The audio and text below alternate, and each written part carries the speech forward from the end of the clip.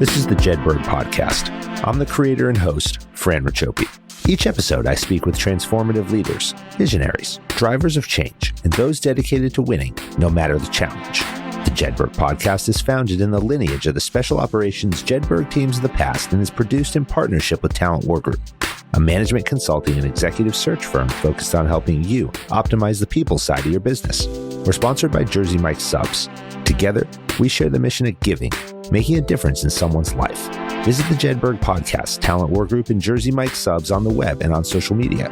A percentage of all proceeds is dedicated to the Special Operations Warrior Foundation. Talent evaluation is difficult in any industry. We make decisions every day on placement and performance that not only affect people's lives, but also and often affects their physical and emotional well-being. Effectively operating in the world of talent management requires both empathy and a high level of emotional strength. Most of us also deal with adults. We've built our careers and our teams on having difficult and mature discussions with an expectation that the person being evaluated will understand our decisions and our reasons. But what happens when our job is to evaluate children? To decide if a child, someone else's child, is up to the task? That they can look, act, and can perform what's needed of them. For this episode, I traveled to the heart of Brooklyn and spent the day with Julia Samersova, founder and CEO of Casting, the leading casting company for kids who have what it takes to star in commercials, advertisements, and shows. Julia is trusted by the fashion industry's most iconic brands like Maybelline, Calvin Klein, Gap, and Carter's. Her job is to translate their vision into the on-camera image of real people, with real feelings. Julia grew up in Brooklyn, has 3 kids of her own, entered talent management when her high school guidance counselor challenged her to make something of herself. And she transformed her kitchen into a Jedburgh podcast studio as she made a pretty amazing faro bean soup. In definitely our most relaxed episode to date, we talk casting, entrepreneurism, talent management, helicopter parenting, the impact we as adults have on kids, grit and resilience, and how raising the next generation of leaders is the most important impact we can have on our children. Julia, welcome to the Jedburgh podcast. I am so excited to be talking to you today. We're sitting in your kitchen, and I'm going to just put this out here for all of our listeners that this will be probably the least restrictive episode we've ever done. If that's the term, I'll say the loosest episode and the most informal. You're calling me loose already? I mean, we just met. We just started. Already he's shaming me on my looseness. What's going on? Okay. But we are sitting in your kitchen. Mm-hmm. And you have spent, I've kind of watched for a while, you make a soup. Yes. So we are going to test that at the end of this to make if you're sure. Lucky. Because you've claimed that it's going to be phenomenal. Yes. And when we had this conversation yesterday and you sent me a text and you said, should I make this soup? My first inclination, and I texted it to you, was, is someone sick? Yep. Because I'm Italian. And when you're Italian and someone says, well, I'm making soup, that always means that someone's sick. And if you're a Russian Jew, you're just making soup every goddamn day of your life to stay warm. So I make soup on the daily. This is my first time making this one. This one is an ode to your Italian heritage. It's a farro minestrone with Parmesan rinds to give it that flavor. So, you know. Which everyone will be able to see if you go to the YouTube channel, because the episode version that we'll put on the YouTube channel will be from the GoPro. It's going to be all about, this is going to be a cooking show now, so this just became a cooking show about how to make, this is the soup show. Well, awesome. This is going to be a show about a lot of different things, because not only is it going to be a cooking show, not only is it our first one in someone's house and in the kitchen and talking about cooking, but we're also going to talk about talent management, talent evaluation in a context that only a few people can really get right, because it's sensitive to a lot of folks. And I'm talking about kids. Mm-hmm. I work in talent management. I have talent management and organizational conversations all day long about performance. But in your world, you're evaluating children. Yes. I'm evaluating adults. Yes. I have a whole career of being around grown men who have to be told that they either made it or they didn't. And sometimes, a lot of times, when it's negative, it affects them. It affects them for their whole life. I can only imagine what it's like when those decisions come to you and you have to deal with kids, and not only the kids themselves, but the parents. So I want to get into that too. Oh, that sounds juicy. I mean, I kind of feel bad for you having to deal with so much adult male ego, but at least I'm not dealing with that. So anyway, yes. I'm sure that there's plenty of it. Yikes.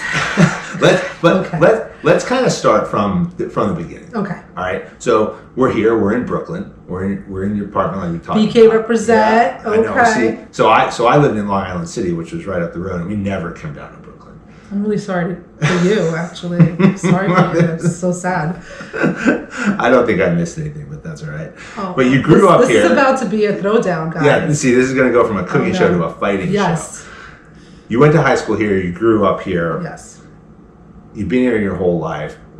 Talk to me a minute about what New York means, because now you transition into fashion. We'll get into that. But when you think about New York, and I asked you this question because when I was driving in here into the city today, I often say, I hate going into the city. And we lived here, so I kind of understand it and I know it.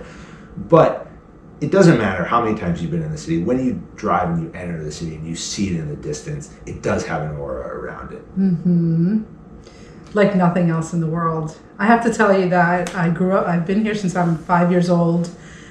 We immigrated here from the Soviet Union in the late 70s.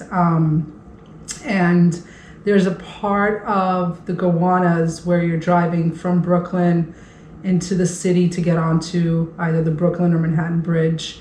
And there's a part where it's open where you can see the entire New York skyline from, I guess, it's where the Brooklyn Promenade is, but it's the Gowanus where the cars drive. And every single time I am in a car driving in that one specific place, to this day, it could be today, since I was a child, when you look out on that skyline, it's mesmerizing. It takes my heart away. It takes my breath away.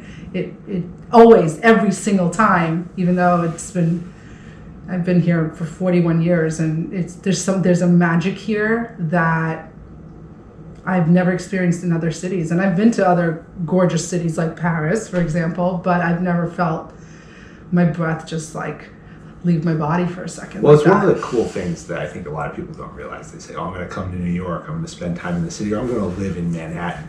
But when you live in Manhattan and you're in Manhattan, you don't see the city. Exactly. It's when you get to the other side, yes. Brooklyn, Long Island City, or even on the west side when you go into Hoboken, right? You look at yes. the city and you say, wow. It's all about the view from, Long Island City has the sickest views, and you just, when you're in the belly of the beast, you don't see the beast, right? So you have to be outside of the belly of the beast to see the beast. So it's like if you're in the Brooklyn side, the New Jersey side, it's amazing. One of my favorite things to do that I think a lot of New Yorkers don't do for some reason is taking the 2-minute ferry from Brooklyn to Governor's Island. Mm-hmm. And once you get to Governor's Island, that view of just holy shit, I could touch the Statue of Liberty from here.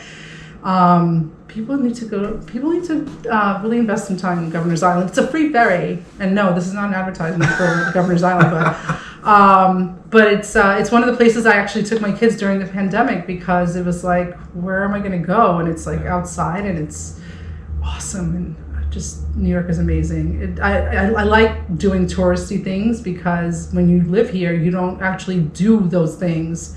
You don't go to Coney Island. You don't go to the Statue of Liberty.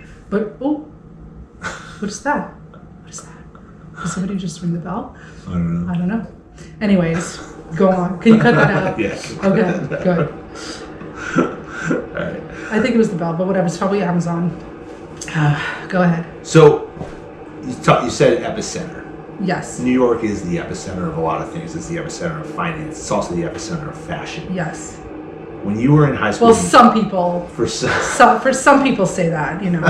Not the French or the Italians, but okay. That's true. Yes. Let's caveat that so we don't alienate our Italian and our French counterparts and listeners. But in the U.S., there would be New York and there would be L.A., I would say, are probably the two. But you went to high school here and you took an internship at a talent management agency. That changed your life. Why'd you jump into that? I was you have to also put in the context of when I was in high school. I was in high school from 1989 to 93, and those were just golden era of Great supermodels. I mean, Linda, Cindy, Christy, Kate. I mean, it was supermodels. It was these Amazon women, and my mother was a hairstylist her entire life. She always brought Harper's Bazaar and Vogue home, and I would just sit there for hours. I actually did read them too, and just like immerse myself in fashion. I knew all the models' names. I knew who they dated. I knew who the designers were. I knew the stylists. I knew who did the hair, who did the makeup. I mean, I was like obsessed. I never knew that this obsession was going to go anywhere as a little girl. I mean, my favorite thing to do was to cut up magazines and make collages out of supermodels, which my mother, I think, still has in her house, I think, maybe. So by the time senior year rolled around, and I was kind of just like this, kid in early 90s New York City clubbing. Clubs were like amazing. This is pre-Giuliani, obviously, when New York was the shit. And there was a lot happening in that moment, and I don't think I knew what I was going to do. And I went to see my guidance counselor, Mrs. Graham, who, P.S., I just wrote a letter to after all these years to thank her, but I don't know if she got it. But anyway, side note. For what? For what? What did you thank her for? She gave me this crazy opportunity. She called me into her office. She was like, listen, there's 6 months left to senior year. You didn't take your SATs. You blew it off. You are a great student, but you haven't applied to any colleges. You're just, what the fuck are you doing, basically? And I was just like, I don't know. And she's like, what do you love?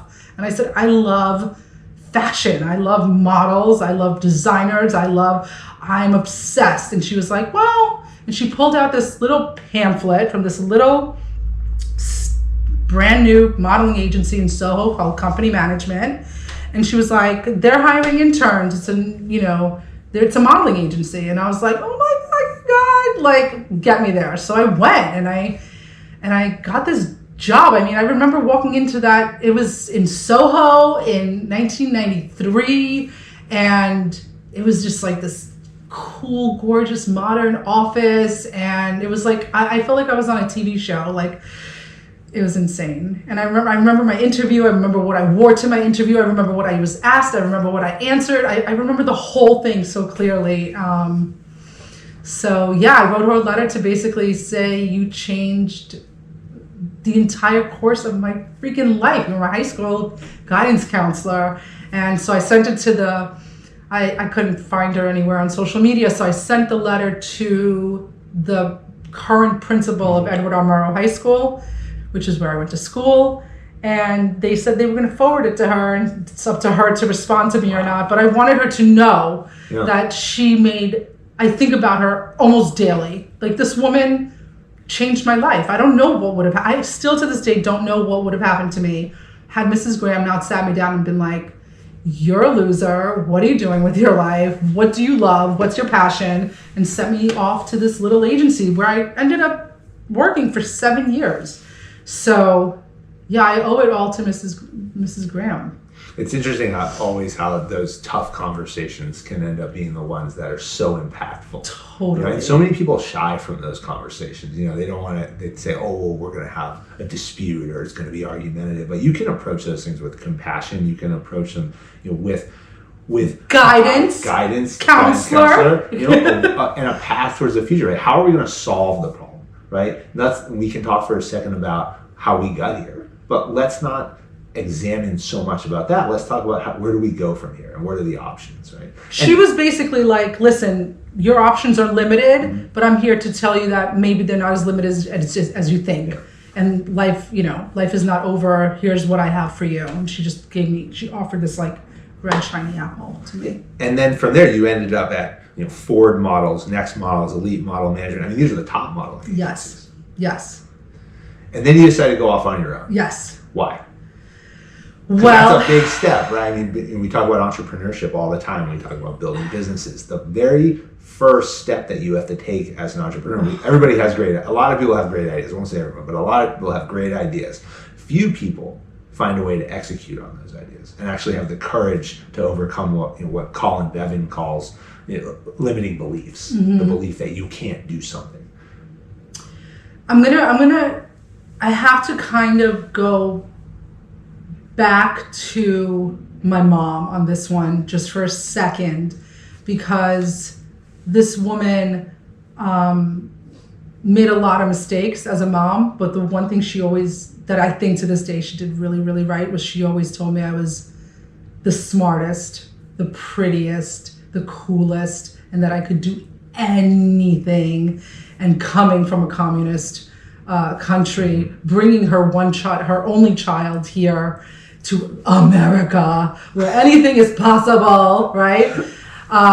She really instilled in me that I could really do anything. Like, don't waste this opportunity. And I think I grew up hearing that every single day. So what happened is I spent about 12 years being a talent manager. And I'm going to be really honest with you. It was interesting, great. I got to travel. I mean, it was an amazing experience. I was 16 years old when I started.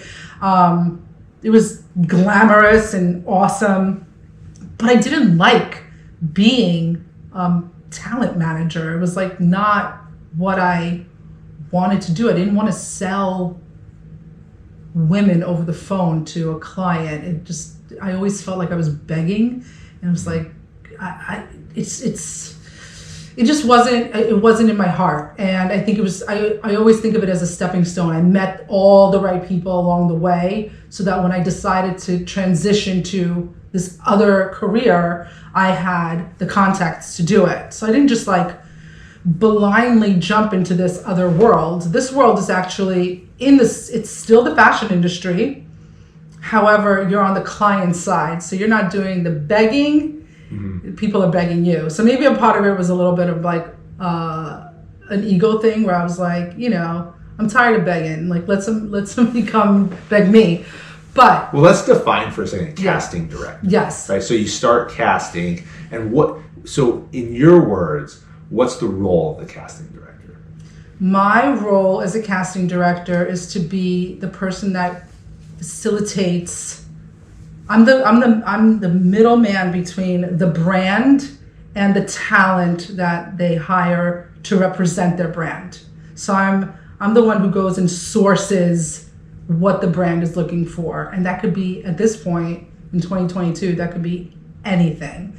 We're asked to cast anything and everything under the sun. It's an amazing, diverse world we're living in, which is not the way it was when I first started. Yeah, I want to ask more about that, because you cast kids. Mm-hmm.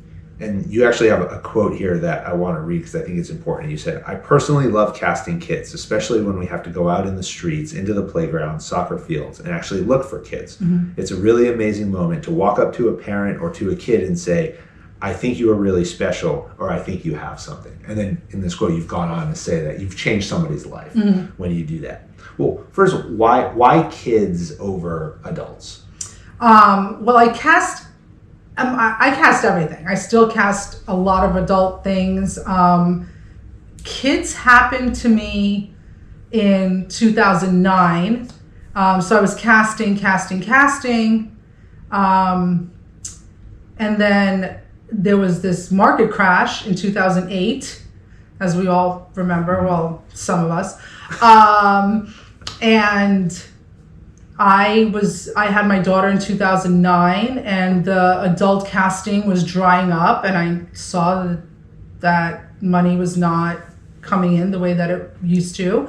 And so not only did I have this child, and all of a sudden my interest turned to children, but I also realized that it was a totally kind of an untapped market in the casting world, where everybody was casting fashion shows and editorial and advertising campaigns for adults, but I didn't know anybody that was casting kids. And so I was like, I'm going to pivot because I'm going to pivot because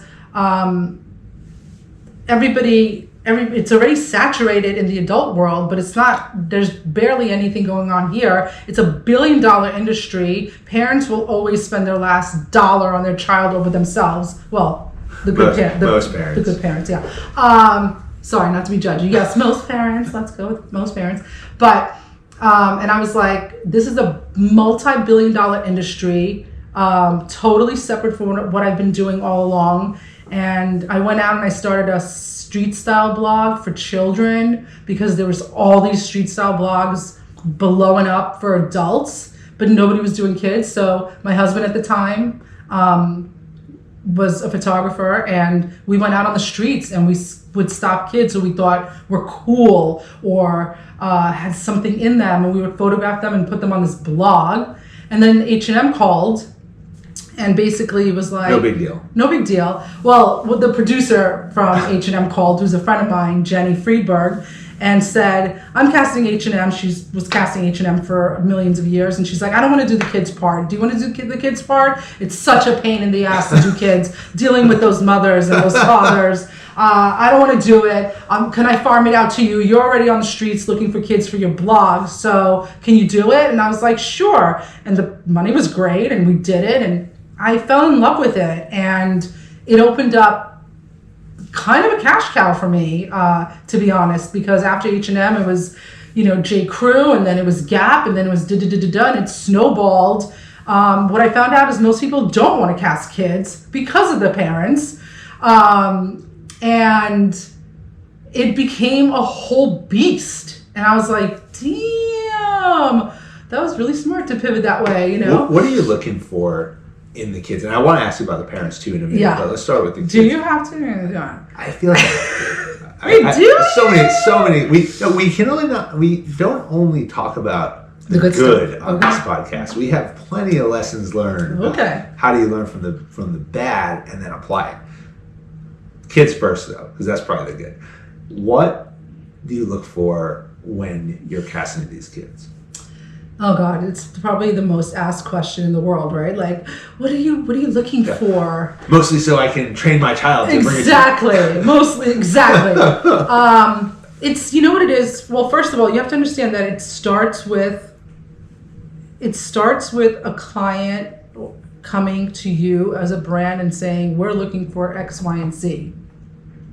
And then it's my job to go and find X, Y, and Z.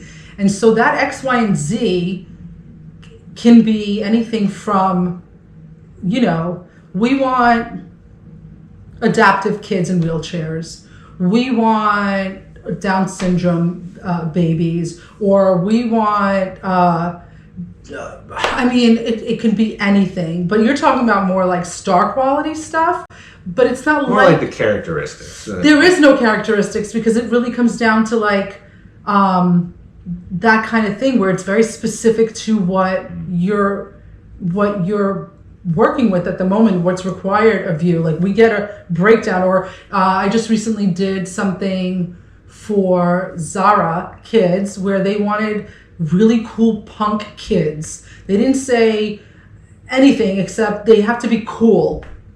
And so then you're just out there looking for cool. But what is cool? Kids out here? Any cool kids out here? I mean, it's Brooklyn, so yes. Yeah, definitely. So you go out there and you look, and listen, I know it. I know it's the most cliche answer, but I know it when I see it. Like, I'm paid basically for my eye. And if I see a kid who I think is cool, like, I'm going to approach that kid. It could be an energy. It could be the way that they're playing on the playground with their friends. It could be a haircut. It could be an outfit that you could tell a girl put together on her own with like her own 8-year-old swagger. Like it could really be anything. But I do love a child who feels unique, like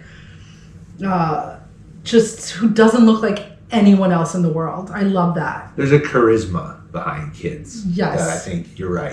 It's hard to define. We talk about adults in every conversation, And adults, we break it down. We say, well, these are the character traits of, performance in an adult, and these are the attributes that you need, and this combination of attributes creates this character. But you look at kids and it's like, well, they haven't developed their attributes. They haven't developed character traits because they don't know what their attributes are. Right. So I like how you've kind of framed it in that you just got to kind of look at it and there's just something, an aura around it that says, yep, that's somebody who fits. Yeah, like I'll see a kid skateboarding with like crazy confidence and I'm like, yo, that's a cool kid. Like without even really just even seeing them really, but just knowing that you could just tell when a person has that certain je ne sais quoi. Is that how you pronounce it? But I love a confident kid. And also the thing with children is that they're so honest. Like when you're dealing with kids that are like, under a certain age, like not teenagers, but kids, like there's no makeup, nothing's really artificial yet. It's all raw. There's a lot of honesty there. And I think it's the honesty in a kid that is mostly attractive to me. So when I meet a kid who's like already been trained from a young age to like act a certain way or be a certain way, I'm totally turned off. Like I want that honesty. There's so little of it in the world that when I see it, it's almost like, let me drink in the youth. You want a piece, you want to be close to it because it's magic, because we lose it so quickly. So that's kind of what I'm looking for. Well, that brings up then to the parents, the other side. I mean, parents, and I'm a parent. You're a parent. Yes. You look at your kid and you're like, that's the best kid. Oh, no, I don't. I definitely don't do that. I don't know what okay, usually you think that, but there are a lot of times also in the day where you're like, that's also the worst kid. Yeah. But kidding, I love you guys. But you want the best. You want the best from. But how do you balance that, right? Because in some respects, you have to, you're there to analyze and assess the child. Yes. You want to be fair to the child. Yes. Right? But I would expect that, and you can certainly elaborate, that there are a lot of times where there's a very difficult parent to deal with. Yes. It's funny because I've been doing this already for a while. It's been quite a few years. And I have to be honest with you, as many horror stories as you hear and as cliche as momagers are, Momagers. Mom manager. Yes, momagers. Kris Jenner is the most famous of them all. She's the biggest momager. But yes, you do come across the pushy, don't take no for an answer, think their kid is the shit and like just the best thing that's ever happened, and you're not seeing it. You're the casting director. You don't see my kid the way that I see my kid. You don't understand. You don't get it. Like, no, I get it. It's just that pushy parent who just keeps bombarding you with like emails about like, they email you and I just want to update you and dude, I've never booked your kid for a single job. It's been like 5 years. It's not going to happen. You need to be realistic. It's a business like any other business. This is the thing that parents don't understand. It's a business like any other business. And not every child is going to be successful in this business. Yeah. Just like not every adult is going to be successful in their chosen field. But sometimes the parent turns you off so much that the kid could sometimes be actually something that you want, but the parent pushes you to reconsider that.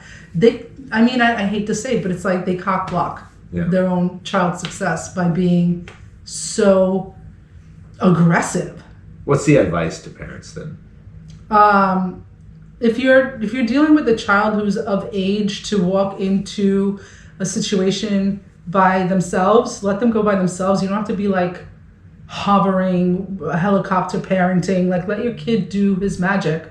I love those parents, the parents who are like, my kid got this. They waited at a casting, they're waiting in another room. They know their kid got this. They just let them roll. I mean, obviously you can't do that with a toddler or a baby, but the parents whose kids are like, 6 years old, 10 years old, 9 years old. Like, let your kid shine. This is not about you. This is not about you. You're vicariously living through your kid. Get the hell out of here. Go sit in another room. Let your kid shine for a minute. Yeah, let the body of work speak for themselves. Yeah. We interviewed. Could I just say, just side note before I forget, is that the kids usually do better when the parents are in another room. Because they're like not that nervous. So anyway, that's what I have to say about that. We interviewed a couple of times Andy Towers. Andy Towers is one of the greatest lacrosse players who ever played the game, and now he's the coach of the Premier Lacrosse League's Chaos team. They won the championship this year,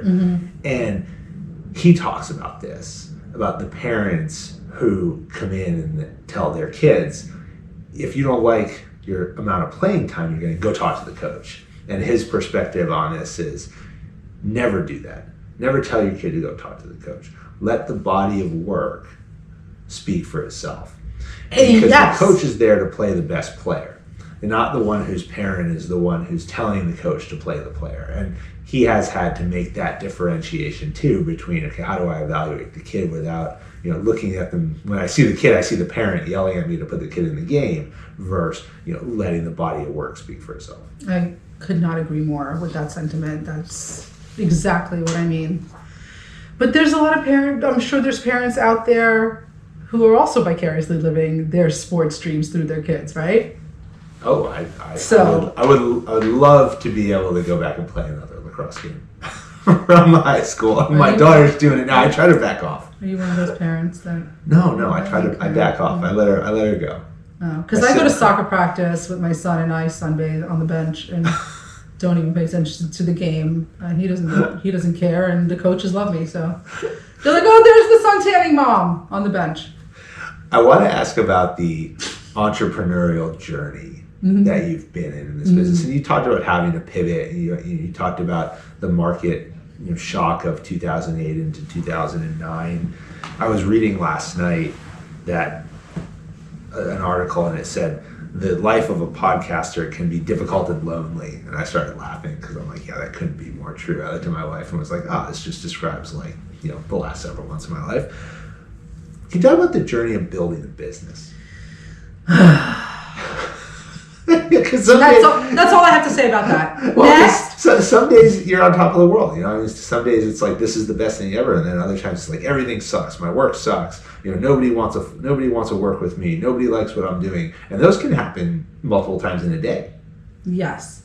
So working for yourself, and only other people that work for themselves can really understand. Yes, you have the freedom to basically, air quotes, do whatever you want anytime you want. You don't have to answer to the man, but quote freedom. Yeah, quote unquote freedom. Yeah, you're not answering to the man, and you're not working for the man, but you're working for the man. I mean, 24 hours a day. 24 hours a day. That's another thing. Okay, so I have a couple of points to make about this. Okay, so I talk about this so often that. First of all, it is very lonely because you're alone most of the time. I'm alone with my laptop all the time, working by myself, unless I am on a casting set in a studio. Or the Jedburgh podcast in your kitchen. Yeah, isn't it? This is my, what do you mean kitchen? This is my office? What kitchen? Office/kitchen. Office, yes. So I'm usually like, you're here, but if you weren't here, I'd be sitting here alone on my laptop working. I moved your computer to set Yes, this is where I would be sitting, drinking coffee, and listening to 90s hip hop or 80s hip hop and working. So there are days when I don't say a single word out loud to another human being. I don't know if you know what I'm talking about, but it's crazy. Like somebody will call you on the phone and you'll be like, oh my God, hi. Because I used to actually go to, Soul Cycle just to like interact with other humans for an hour because I was lonely. So that part is lonely. And the other part that is lonely in a way is that nobody else is responsible for your success. It's all on you. Every single part of it. It's everything that happens, that it comes out of it, is literally on your shoulders. There's nobody else you could, like, the accountability is all you. There's nobody else you can blame. If you didn't get that job that you wanted, that's on you. Right. But also, if you did get the job, it's on you. So it's always this like double-edged sword, and you're always like kind of walking this fine line, because in the same day that, you know, you could lose a big client, could be the same exact day that you gain a new one. So it's like, it's a roller coaster that you really have to learn how to like just sit back and just chill and relax and just go with, because so much of it you're not in control of. So much of it is dependent on somebody else making a decision, even though you're, you know, your own boss. Somebody's hiring you, you know, somebody's, you know. So I have a lot of moments where it happened to me very recently, where I didn't work for a few months. Like, it was crickets. And I was like, what am I going to do? Like, what's my second career going to be? Like, am I opening up a restaurant right now because I love to cook? Or am I going to be like the next soup?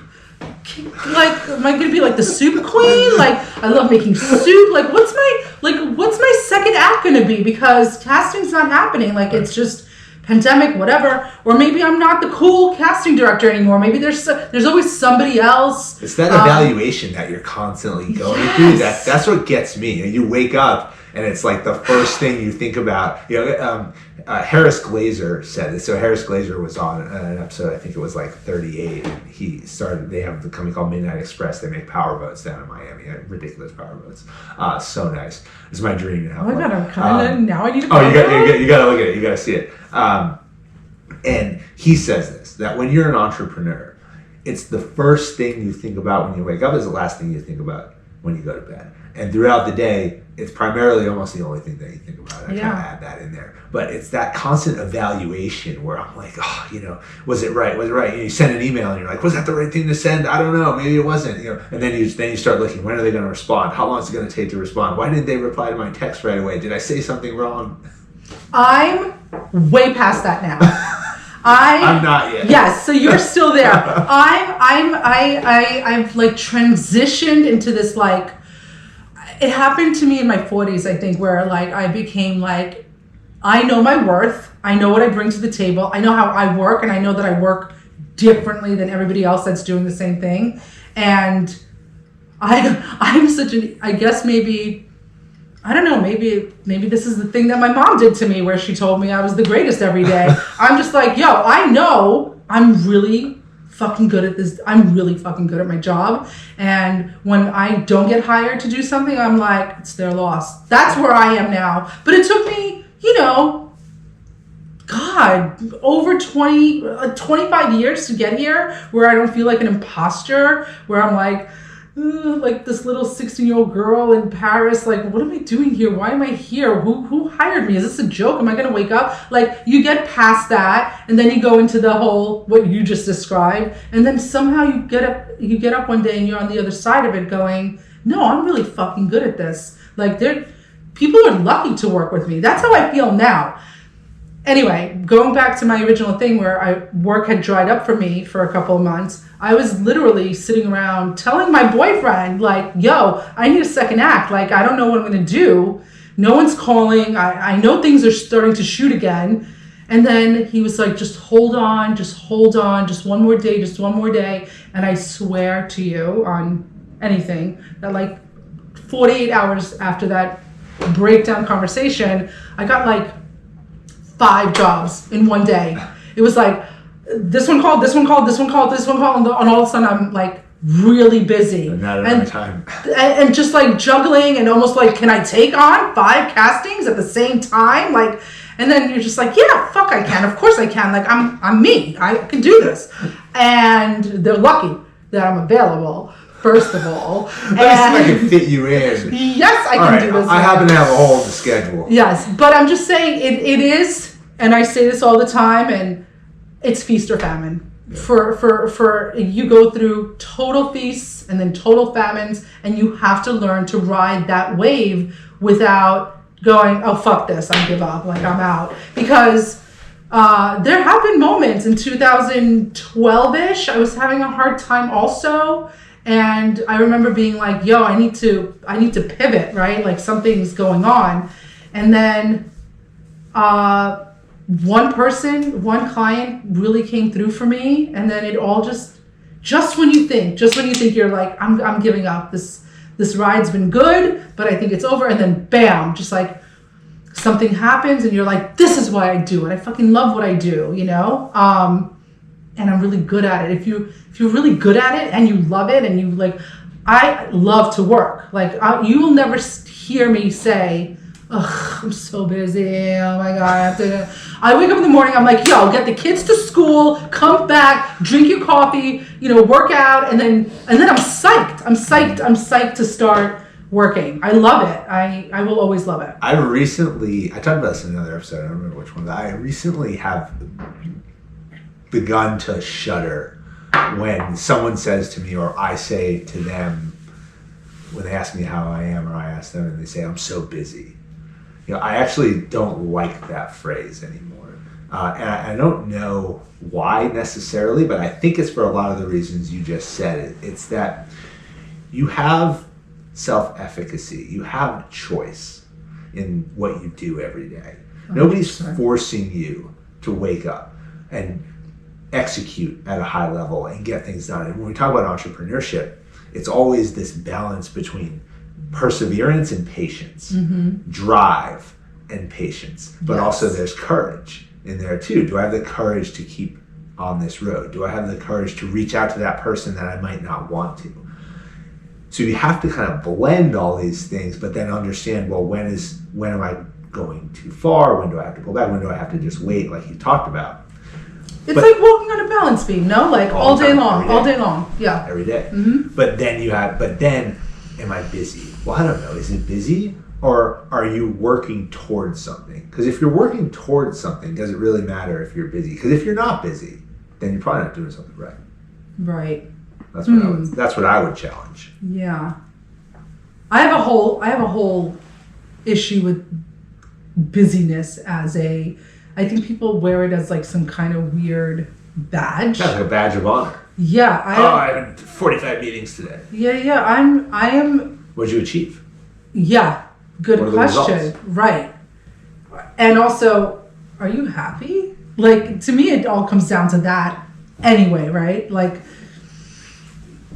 is your busyness, at the end of the day, did your busyness produce happiness for you, right? Whatever you're busy with, did it produce some sort of satisfaction? Are you satisfied? Are you content? Are you on your way to being content? Because if not, what are you doing it for? That's like really the big question. And to me, I found this amazing Instagram account called the Nap Ministry like a year ago, where they talk about just like rest as a revolution. Like I'm not going to go on to some kind of anti-capitalist rant here, because I listen, I love making money.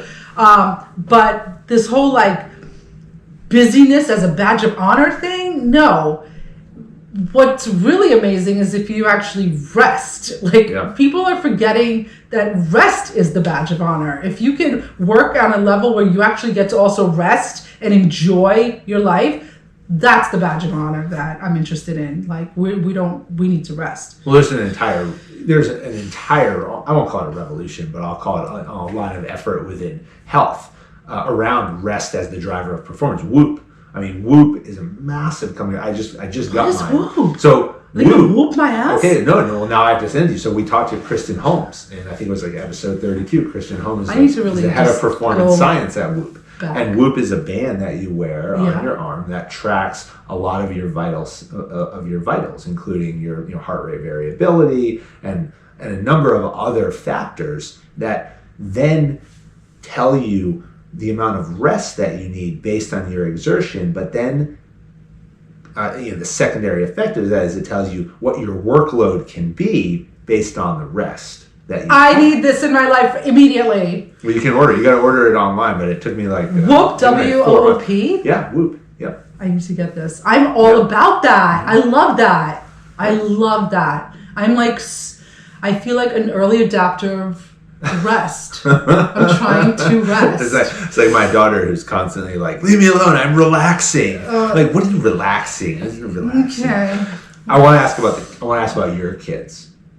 So we were talking about it. We were talking about it earlier. God, you and I could talk about a bazillion topics. Oh my gosh. We were swapping some stories about having to raise preteen children. But parenting we talk about entrepreneurship, but parenting is the toughest job that we have. And it's something that I think I've really come to understand and know really over the last 2 years. I've talked about this a little bit, to others in the past, but not too much. But I mean, I wasn't there for the majority of my daughter's life. She's 12 now, but the first 4 or 5 years of her life, I was in special operations and I wasn't home. I was gone. I was deployed. I wasn't there. And then I spent 7+ years separated from my wife and my daughter lived with her, and we had totally separate lives, different relationships, different priorities in our lives. And we've subsequently come back together over the last couple of years, and it's one of the best things that's ever happened to me. And now I've come to appreciate, as we've had our son over the last couple of years, who will turn 2 soon, how much I missed and how much there is to being a parent, and and what it takes out of you, and the good and the bad. And even on the worst times, I kind of, they'll go to bed and then I'll sit there and be like, well, that was pretty cool. But you have 3 kids. I have 3. And you, as we talked about, deal with kids all day long. Yes. So talk about that balance and talk about, what your kids mean to you in your life. I mean, I really did not set out to be a mother of 3. I thought that I come from a very long line of only children. My mom's an only child. My grandmother was an only child. And I always pictured myself to be like, I thought I would have a kid. I always wanted to be a mom for as long as I can remember. I think I made a lot of decisions in my love life leading up to her birth about just this. I was on this mission to have a child, which I did. And then the other 2 were twins that happened as a surprise, total surprise to me. I passed out. 1 to 3 is a big jump too. Woo! Yeah. I mean, twins is like a whole other game ball altogether. So here I was, and 3 kids, 2 marriages, 2 divorces, 3 children. And I mean, I could talk about that also, but that's a whole other podcast. But just the takeaway for me has been to always, I had to walk away from things that didn't sit right in my heart. So that's where I'm going to go with that. But my children are the best thing that's ever happened to me. I would do those 2 marriages over again if I had to, just so I could have these 3 humans in my life.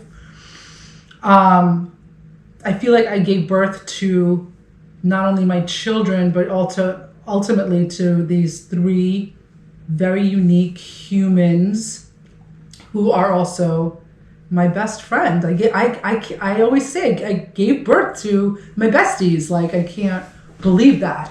But I'm a single mom, and it's so challenging that to me, like, I always say it as a joke, like, going to work is the break for me, because being at home with them and managing their emotions and their growth and their needs and all the things that parenting takes, that's real work. Mm-hmm. Like, I've never been so tired in my life. So for me to go to a casting for 12 hours with like 500 kids and screaming parents, and that's a break.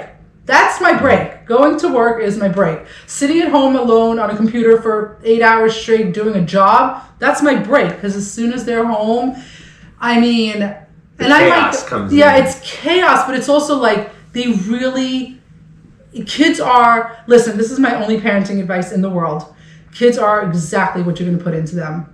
That's it. You're going to get out what you put in. And it's the truth. It's the more you put in, and I'm talking about attention, and I'm talking about time, and if you really connect with them, you are going to raise some hella awesome freaking humans.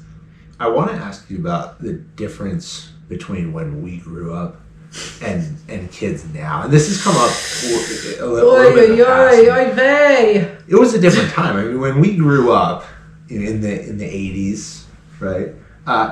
You didn't wear helmets when you rode your bike. There was no cell phones. I mean, I didn't have a cell phone until I was like a senior in college. And that was the flip phone. So there was no texting. There was no social media. I mean, I think Facebook and MySpace came out. I was already in the army in Iraq, and I remember talking about like, what's this MySpace thing? Like, I'm never going to have that. I don't want anything to do with it. That's going to go away one day.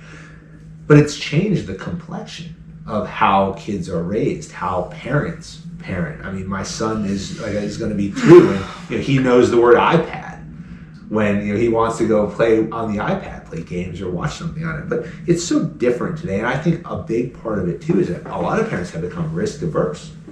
And you deal with certainly many more parents than I do, and you talked about helicopter parenting. But how do we bridge that gap? When we were kids, you fell off your bike. I fell off my bike once, and I scraped the whole side of my body. My arse was bleeding everywhere. And I remember my grandma. I ran in the house to talk to my grandmother, and she's like, "Go rub it off in the shower. What's the problem? You'll be okay." I mean, now that's like the end of the world.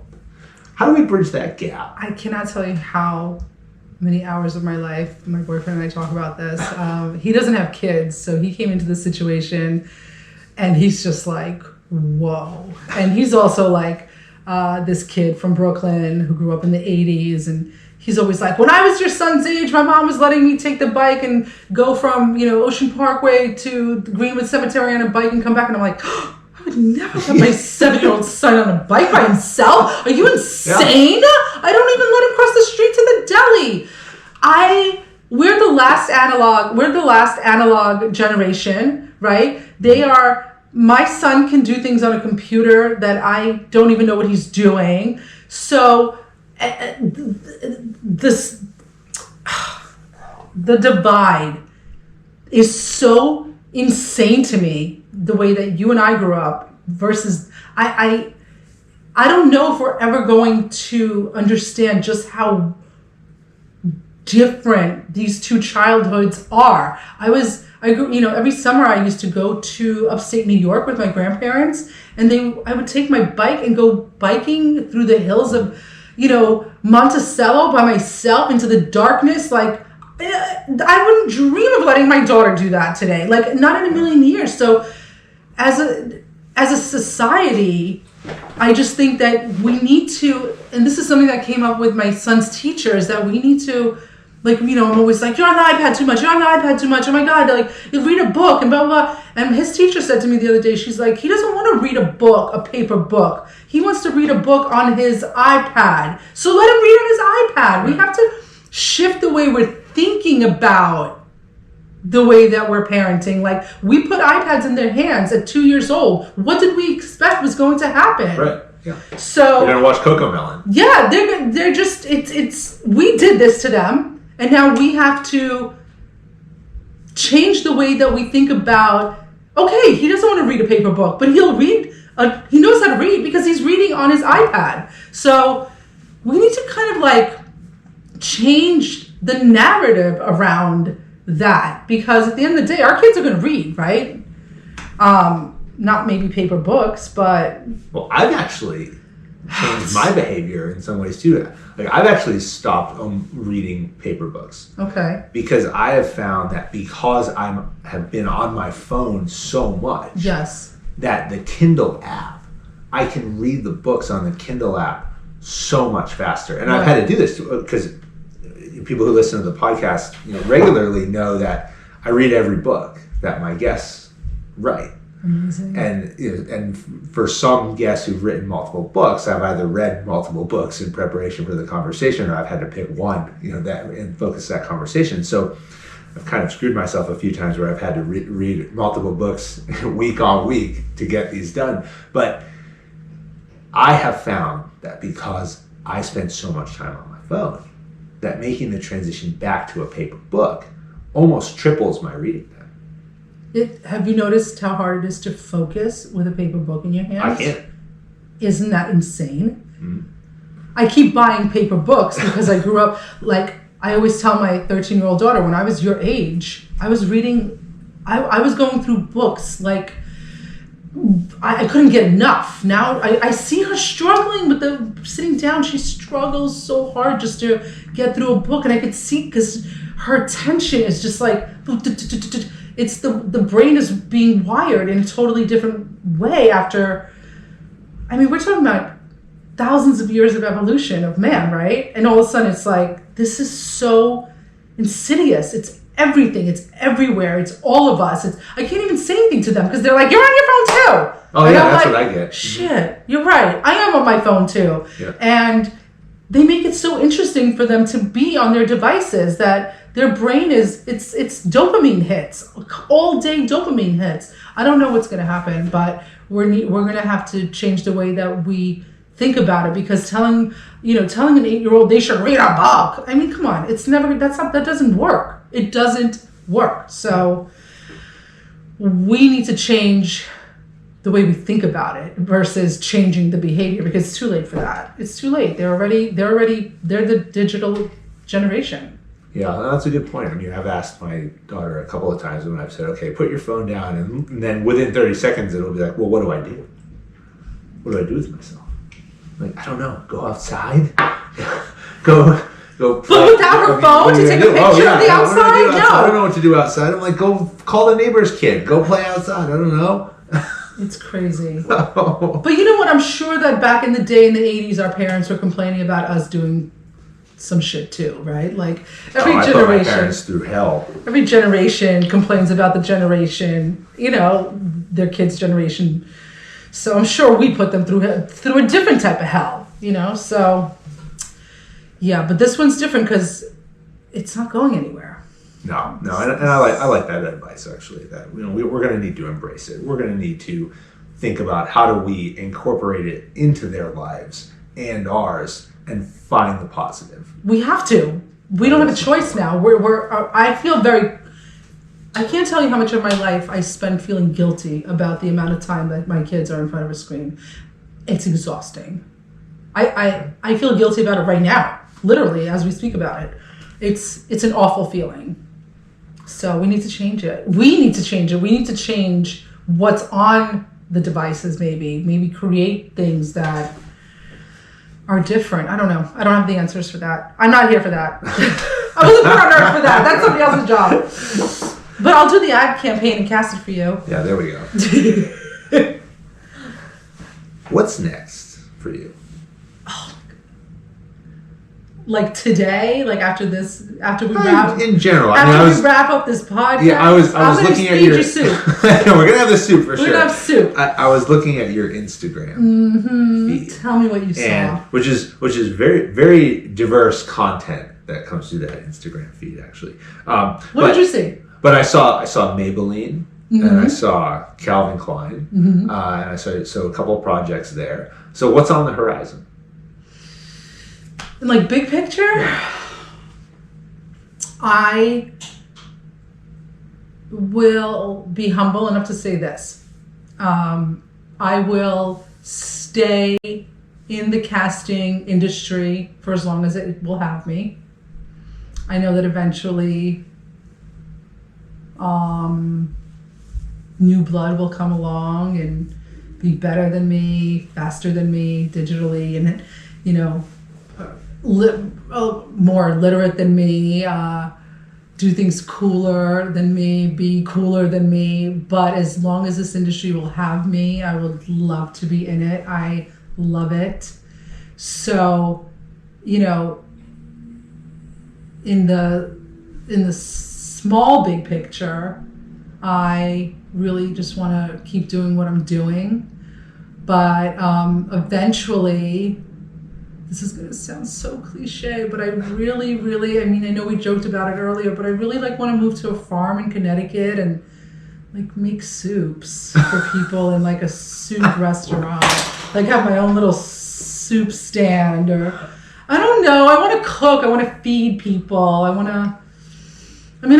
also don't want to work when I'm like in my 70s. I do want to chill at some point, but I would really love to stay in the business that I'm in for as long as I can, because I think that I still have a lot to give in that way, and I love what I do. I love finding a kid on the street who maybe has no confidence and is being bullied at school, and then all of a sudden, like 2 months later, he's up on a billboard, in a Zara campaign, and his whole life has changed, and nobody at school is bullying him anymore because he's like the cool kid. And those little moments, I want to make more of those happen for a bunch of kids. So, well, I don't know. I do want to make soup though. Maybe salads. Salads in the summer, soups in the winter.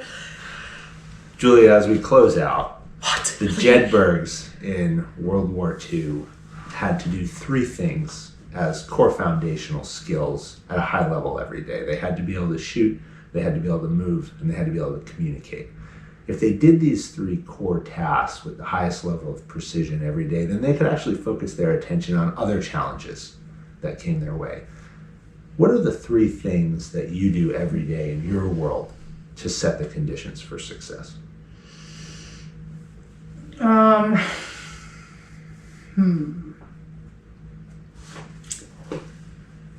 Well,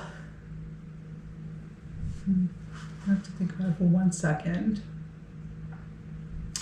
I would say the first thing that I do is I wake up at the same time every day, which you're shaking your head like it's a cliche. No, it's a good one. But I like to be up early, like before anybody else is up, and I need to, 6 a.m., 6:30, and have that moment where it's just like me, my coffee, my thoughts, trying to figure out what the day is going to look like for me, and just like I know this, it doesn't maybe come across this way, but I like really wake up every day and I'm so fucking grateful for this day. I'm just come to this age in my life where I'm like truly understanding what being grateful for every day means, or maybe it's this pandemic, but I feel like I was always like that. I've always been like, yo, I'm so lucky. Like, I don't have to be here. I get to be here. So just waking up every day really early and having a moment to just like realize how lucky I am. And then I also think it's really important to not procrastinate. Like I wake up and I'm just like, this might even be part of a little bit of like my OCD, which I was truly diagnosed with in 2012 by a psychiatrist.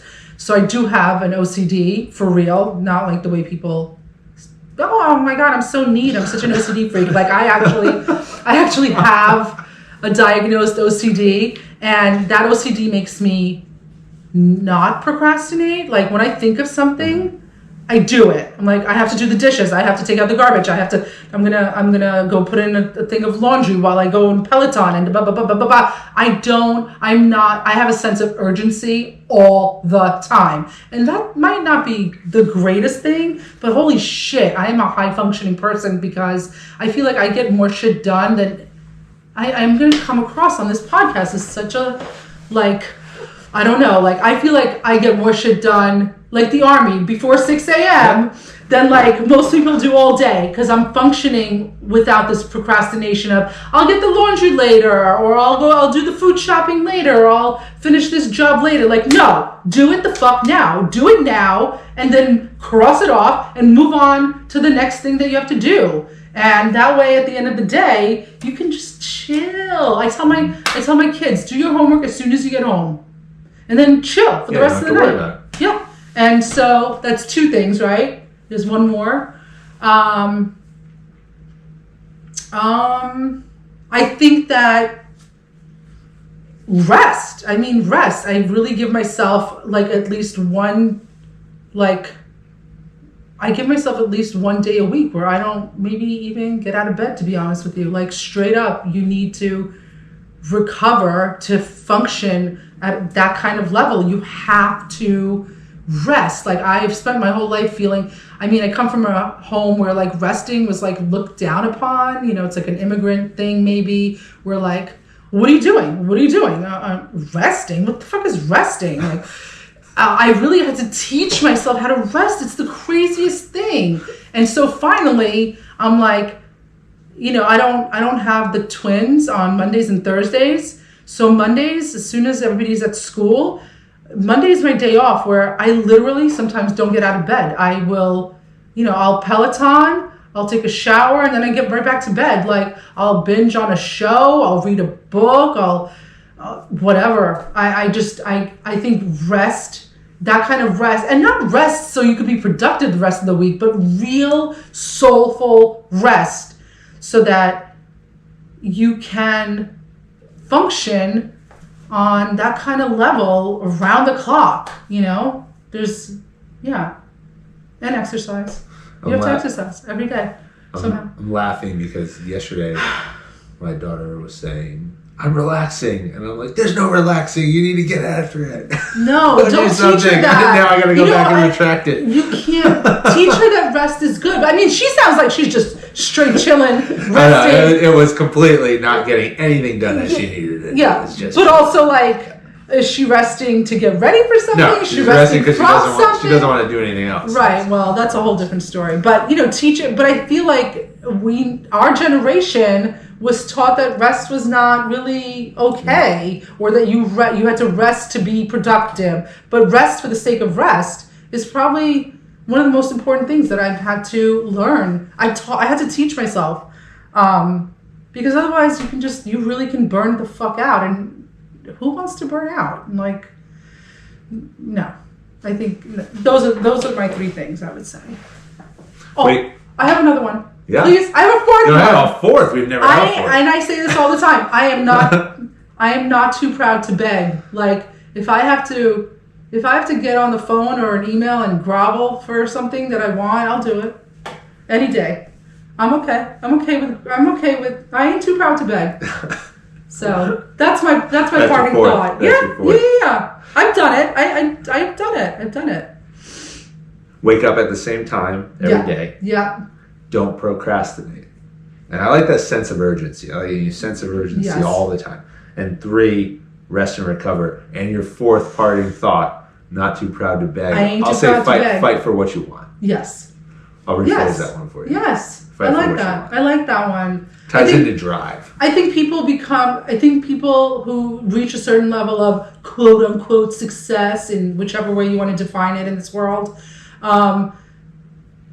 I've had to really humble myself. I've been knocked down a couple of times, and I really had to humble myself to be like, yo, make that phone call to that person who you really don't want to call, but you're like, I am struggling and need some work, and I'm not too proud, because at the end of the day, I have to feed 3 kids. Yeah. Period. Yeah. I look at it in terms of, you don't have it now, and if you don't ask and you don't put yourself out there, you're not going to have it. Totally. So what's the worst that can happen? They're going to tell you no, and where are you from where you're at right at this moment? But your ego could really fuck with you. Yeah. Where that's like you're part. Like, you know, you could be like, oh, I've been working for 25 years and I don't do. Nothing is guaranteed. It's a whole new world out there, and sometimes you got to ask. Yep. So that's kind of where I'm at with ain't too proud. We talk about the 9 characteristics of performance as defined by Special Operations Forces. That's one of the driving factors behind this podcast: drive, resiliency, adaptability, humility, integrity, curiosity, team ability, effective intelligence, and emotional strength. And I say that all high performers exhibit these characteristics in varying degrees based on the situation that they're in, but they have them all. And then I take one and I look at my guest and I say, this is when I think of you and I think about our conversation is the one that I would kind of use to define where you're at. Woo! For you, I got to give you one, and I'm going to throw in another one in here. Is that like the extra cherry on top? It's kind of more of an attribute, but emotional strength is what I think about when I talk to you. And the reason why is because you deal with a very sensitive world of talent management, like we kind of opened with, that takes a high degree of emotional strength to manage chaos, manage confusion, manage people's emotions. But it also requires empathy.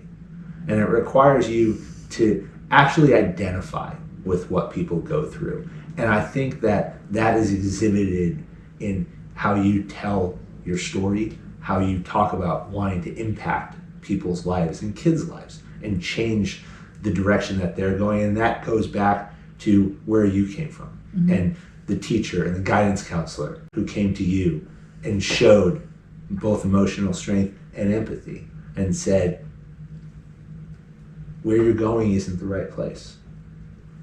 Maybe this will work for you. And then you have the courage to act. And since you made that jump, you had that courage, you've exhibited all of these characteristics at some point in your life of everything that you've been through. You continue to do it today. You've welcomed us into your home. I'm excited for the soup. Oh God, it better be fucking good. Well, if it sucks, I'm gonna kill myself. If it sucks, we'll caveat the rest of the episode like that. But I really do appreciate your time. I've loved hearing your story, sharing it with our audience. We have so much to learn about so much of the way that we conduct ourselves. And I walk out of here a better person than I did when I walk in. And I thank you for that. And thank you for joining me. Wow. You just... mind blown. I never made the connection before. You just said, I'm sorry, I need a moment. I'm a little verklempt. I never made the connection between what I do and what my guidance counselor did for me. In my entire life, have I ever put those two things together? Wow. Okay. You just blew my mind. Just so you know, I'm sitting here trying to understand what you just did for me. That makes a lot of sense. Why? Wow, you're really good at this, aren't you? I love this. You're like really fucking good at this. Wow. Wow. Okay. I am, I have to tell you, I spent the past couple of days telling my man that I don't know why you're coming here to talk to me. Total, I don't know if it's like imposter syndrome, but he's kind of had to talk me off the ledge because I looked at all your guests and I was like, these are like incredible people. Why is he coming to talk to me? Like, who am I? Like, I'm not, I don't feel that special enough to be like spoken to by you and be part of this, be one of your guests. Like, I had to really, I last night I really was like, oh, I'm not good enough for this. Why is he coming to talk to me? Like, look at all these people he's had on. They're like generals and CEOs, and I'm just like this little dinky casting director in Brooklyn. You've made me feel like $1 billion today. I really do have a hard time accepting that I am deserving of this. And thank you for making me feel this good and for connecting my story that way. I never saw it that way before. So thank you for driving to Brooklyn to just for some soup. Coming into the city. Yeah, driving into the city. The city. I mean, that's what we used to call it when when you go from Brooklyn to Manhattan. Oh, Mom, going to the city. Nobody said Manhattan. Oh my God, no. So I am humbled by you just being here, talking to me, and making me feel like what I have to say is worth anything. So that's really dope of you to do that for me. Well, thank you. We tell the story of modern day Jedburghs, those who have gone out and changed the direction of society, the world, their industry, and whether you believe it or not, you have changed the direction of the casting industry, and you sit in a very prominent position leading and innovating in that space. Thank you. And that is something that has made the lives of many, many people far better. Thank you. If I wasn't on this much Zoloft, I would be crying. I'll cry sometimes, but thank you. You are might possibly make me cry. So thank you. I just if I even changed one kid's life or made one kid out there feel special for 5 minutes of their life, then it was all worth it, honestly. And I've met some really amazing people on this journey, and I hate saying that word, it's so millennial, but and I'm totally Gen X. But yeah, I feel like maybe there are a couple of kids out there who I've, made their day brighter just by making them feel seen. Isn't that like what it's all about anyway? Just to be seen for a second, even, just to be seen. So many people walk around feeling unseen. So yeah, thanks for acknowledging the genius of me. I'm just kidding. Time for the soup. Yes. Anyway, thank you. American Jedburghs went on to form the foundation of the United States Special Forces and the Special Activities Directorate of the Central Intelligence Agency. Thanks for listening to the Jedburgh Podcast. I'm your creator and host, Fran Racioppi. Join us next week for a new episode on Apple, Spotify, or wherever you get your podcasts. Check us out on YouTube for full episodes, highlights, and other behind-the-scenes content. If you like what you heard, give us a like and leave a review. Follow me, Fran Racioppi, Talent War Group, and our sponsor Jersey Mike Subs on LinkedIn, Instagram, Facebook, or Twitter. Send your comments and inquiries to media@talentwargroup.com. As former members of Special Operations Forces, the Jedburgh Podcast and Talent War Group contribute a percentage of all profits to Special Operations Warrior Foundation, supporting the families of our fallen warriors. Thanks for joining us on this episode. How you prepare today determines success tomorrow.